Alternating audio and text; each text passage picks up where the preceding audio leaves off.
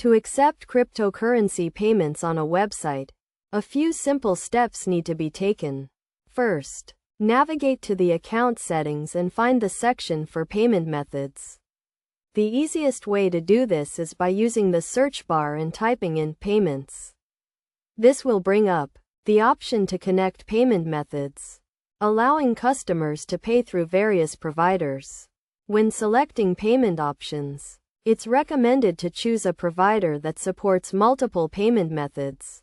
Upon scrolling down, a list of available payment options will appear, including providers that support cryptocurrency payments. One such provider is a crypto payment gateway that allows the acceptance of Bitcoin and other cryptocurrencies. To connect this provider, simply click on the Connect button and enter the required credentials.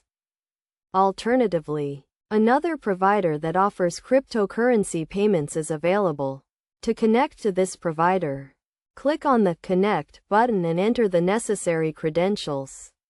If an account with the provider doesn't exist, creating one is a straightforward process that requires basic information such as name, email, and company details. It's essential to note that the availability of cryptocurrency payment options may vary depending on the country in which the business is located.